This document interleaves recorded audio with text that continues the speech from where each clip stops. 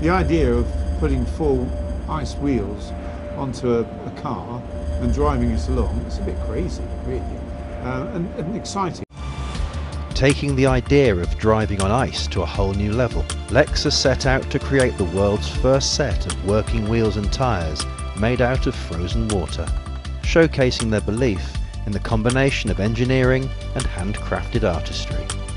Things that are made by hand are special because you have the combination of the tools and the workman. We have to choose our tools very carefully, and when we use those tools, we're engaging with the material in a completely different way to when you just kind of press a button and the machine makes it. Being a sculptor, it's about having a good silhouette, bold detail, which is why these wheels are brilliant, because the shape of the rib on the car is a very strong, bold, kind of geometric shape, so it really comes out in ice. Most of what we make is one-off, and it's a thrill too. So for me, it's like a little journey of exploration.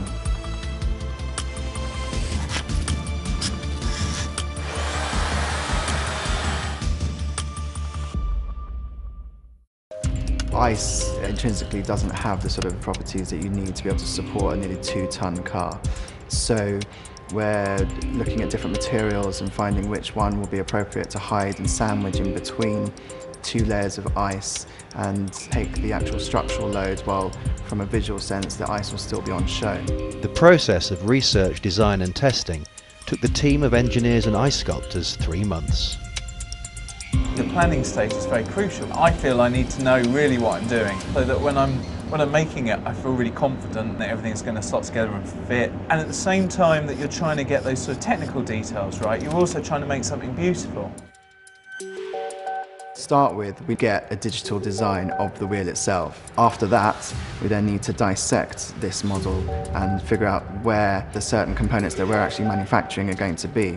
Because of the nature of the real wheel and how it attaches to the wheel assembly, we're having to create a packer, so then that attaches to the wheel assembly. The acrylic then sandwiches onto the mild steel assembly, and the ice then attaches onto that. We've never done anything like this before, and we're not entirely sure whether it's going to work or not. The prospect of actually breaking any of the stuff we've been using, the car, the perspex, the ice wheels themselves, has been high, and we've had a few little problems. We've had some cracks and fractures. It's a different type of challenging because you get some things that are more sculptural, but actually logistically and kind of technically, I mean, it really is up there with one of the hardest things I've had to do. To combat the effects of one of the warmest winters on record, the Lexus NX car was deep frozen and stored for 5 days at -30 degrees before it was driven down a London road.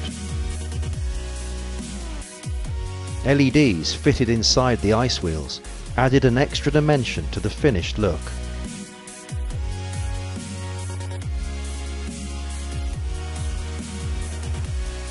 Impressive as it is, Lexus didn't reveal how long the ice tyres managed to last.